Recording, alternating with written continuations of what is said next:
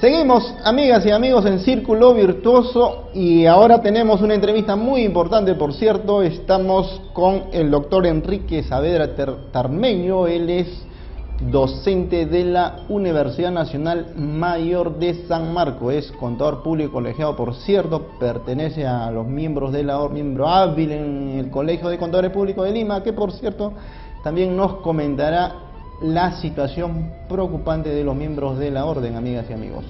Vamos a abordar brevemente el tema de la preocupación de los contribuyentes, los grandes retos y desafíos que tiene la SUNAT, y el tema de desbalance patrimonial, que no debemos descuidarnos los contribuyentes, los ciudadanos, porque todo esto es un tema que en el mundo electrónico, el mundo digital de la tributación, nos va a caer a todos de todas maneras. La moda de la factura electrónica, habíamos comentado que sí o sí se da este año, y ya ustedes están advirtiendo que se está dando. Muy bien, vamos con la entrevista. Doctor Enrique Saavedra Tarmeño, muy buenas tardes, buenas noches ya pues. Se nos viene digamos, un jueves muy preocupante en muchas situaciones. Doy la bienvenida al programa de Círculo Virtuoso. Gracias por estar en Onda Digital TV. Muchas gracias, Juancito. En primer lugar, mi saludo fraterno a todos los radioescuchas que están en este momento en atención. Efectivamente, un tema que nos preocupa es el tema de la SUNAT. En aras y en función a su facultad de fiscalización, ha ingresado una campaña agresiva para efecto de verificar el correcto cumplimiento de la obligación tributaria.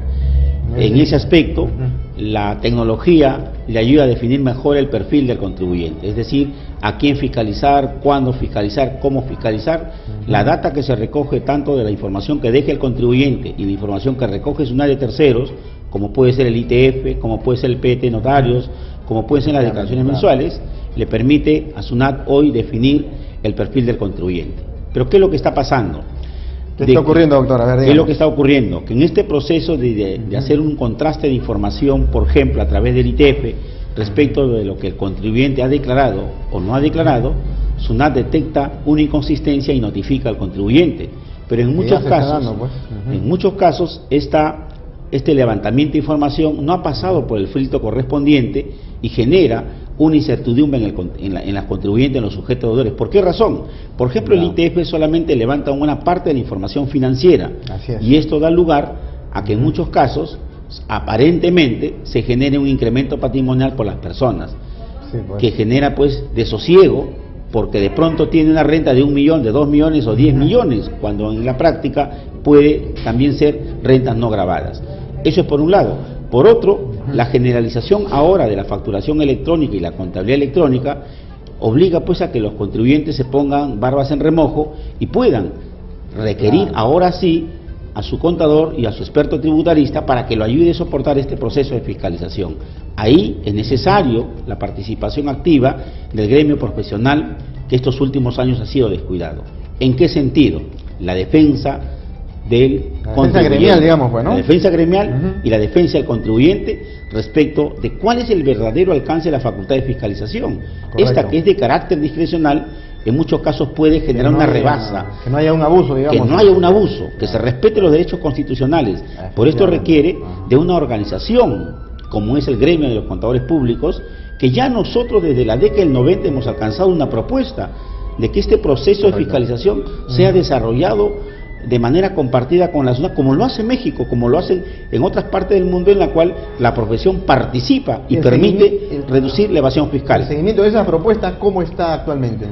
En realidad, como consecuencia de lo que en la segunda etapa vamos a conversar, esta falta de representatividad ha hecho que el proyecto se haya quedado durmiendo en el sueño de los justos.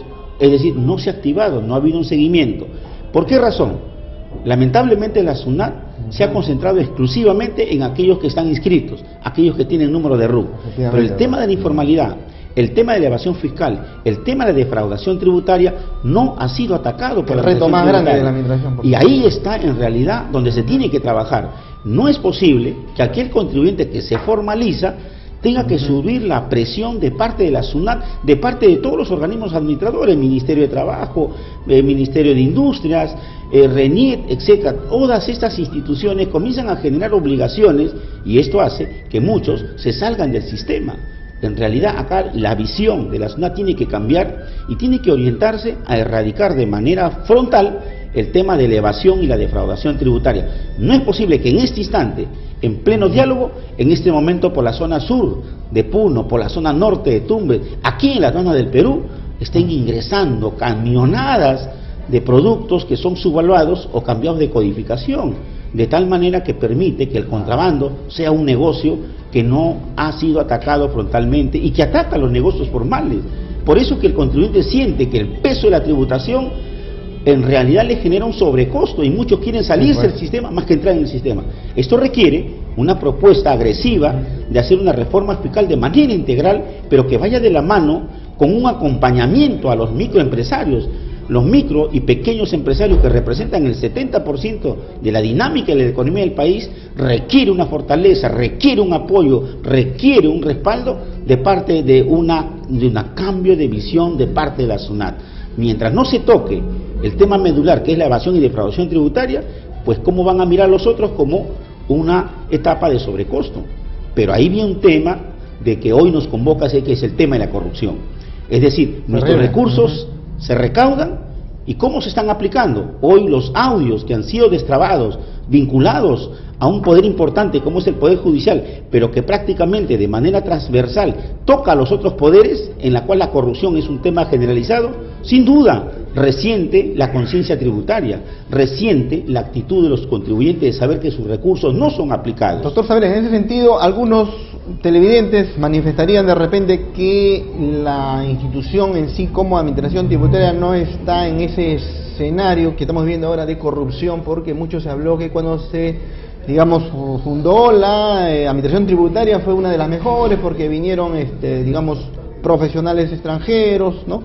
En ese sentido, ¿hay corrupción en la administración tributaria o es que simplemente hay incapacidad para enfrentar directamente el tema de la alta, digamos, informalidad de nuestro país? Juan, tú has tocado un tema sensible.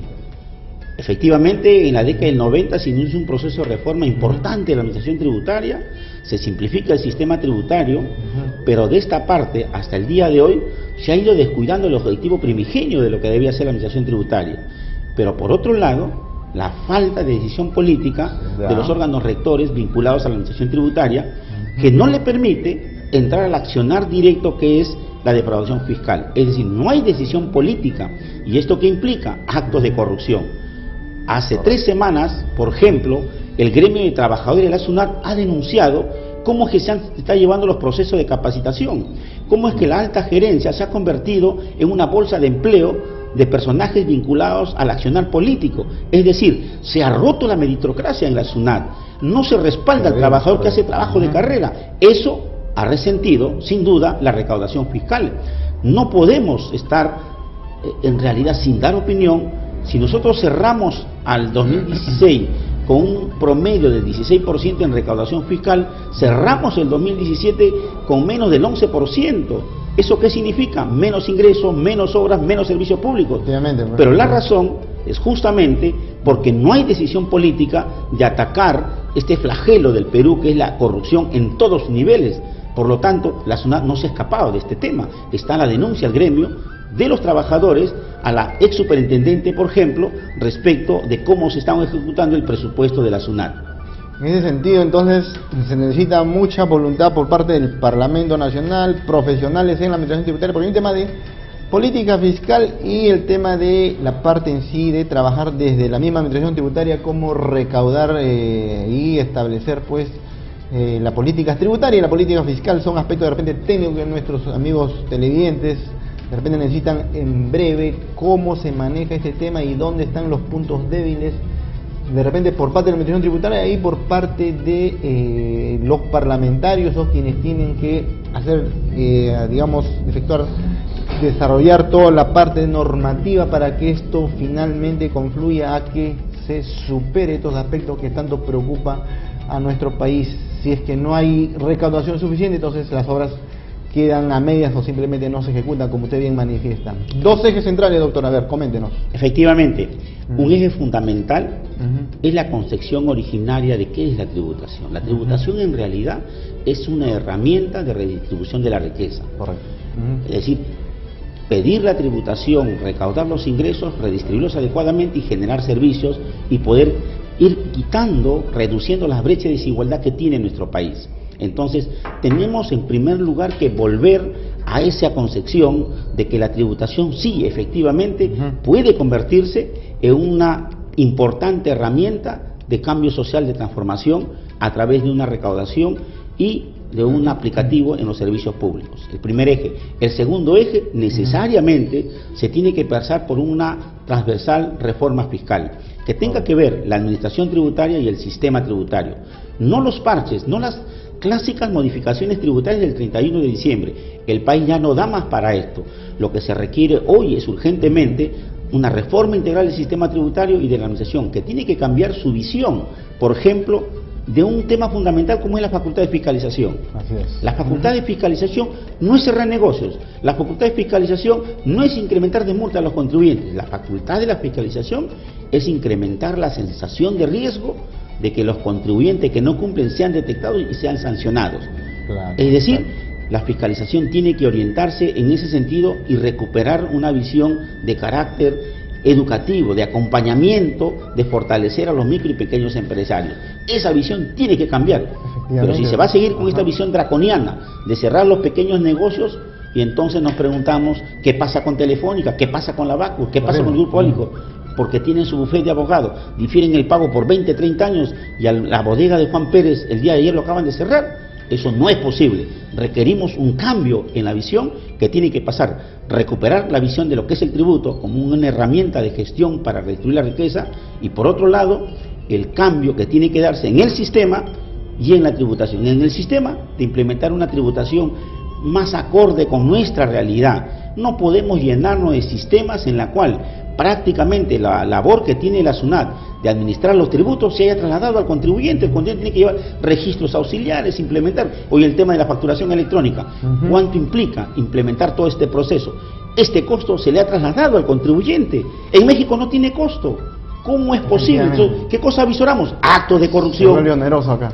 Indudablemente. Doctor, la conciencia tributaria del contribuyente, valga la redundancia, ¿cómo hacemos para mejorarla? Porque eso es una pregunta que no tiene respuesta hasta ahora, ¿no? Hablamos de los temas de que pues, efectivamente no atacamos el tema de la informalidad en nuestro país, altísima, más del 60-70%, pero la conciencia tributaria está justificada porque hay corrupción y por lo tanto los que están en el escenario o en la sede de hacer informales prefieren seguir como informales porque efectivamente en todo el escenario ellos avisoran de que la corrupción está ahí.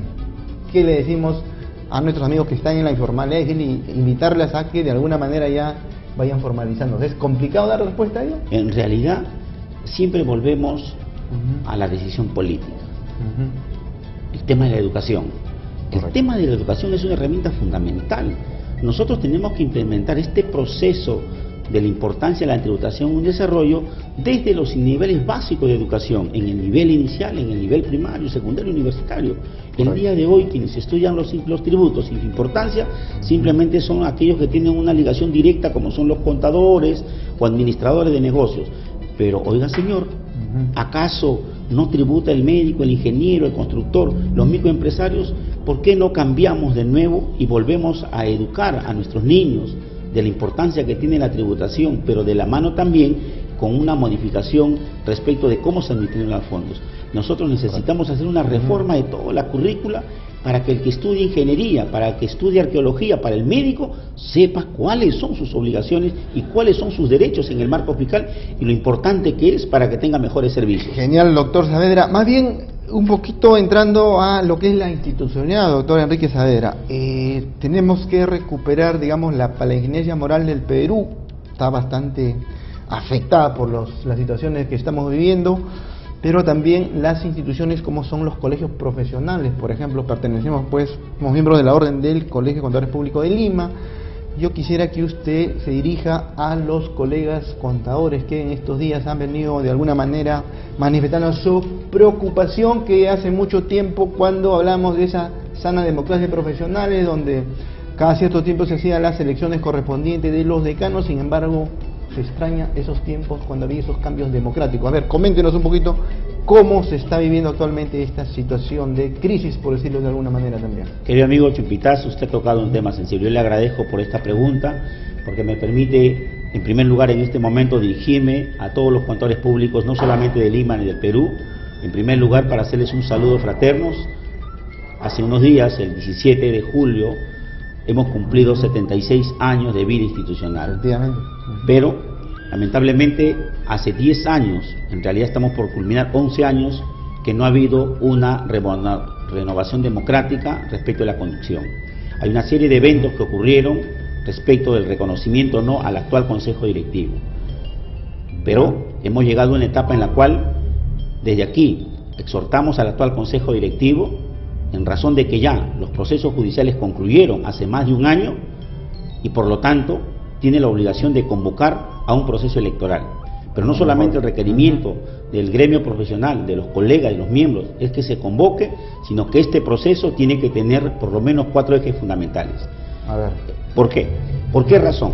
Porque la única manera de garantizar la democracia institucional y recuperar la prestancia de una institución gremial que tenga que cautelar los fueros del contador público, mellado en estos 10 años, porque hemos perdido espacios en lo que se refiere como propuesta de gobierno, como propuesta de desarrollo nacional, tiene que pasar primero por definir la elección del comité electoral. No es posible que este comité electoral sea designado en forma virtual como lo ha planteado el actual Consejo Directivo. Desde aquí hacemos ya la denuncia pública que este tiene que ser en asamblea y en un proceso de elección. La transparencia de la información. El segundo eje, una vez que se garantice el mecanismo de elección del comité electoral, el segundo eje es definir la condición de quienes pueden votar. En estos 10 años, muchos colegas se retiraron del gremio y dejaron de cotizar, y más aún que se nombraron otras administraciones autodenominándose Consejo Directivo. Eso ha generado que también hayan aportantes en otro nivel. Por lo tanto, aquí se tiene que elaborar un jubileo institucional. ¿Qué es lo que ¿Qué significa el jubileo institucional? Establecer mecanismos en el marco del estatuto para que todos los colegas puedan votar. Si bien es cierto, un colega que no ha pagado 6, 7, 8 años como consecuencia de esta desunión, hoy tenga la oportunidad de participar en un proceso. Qué importante noticia.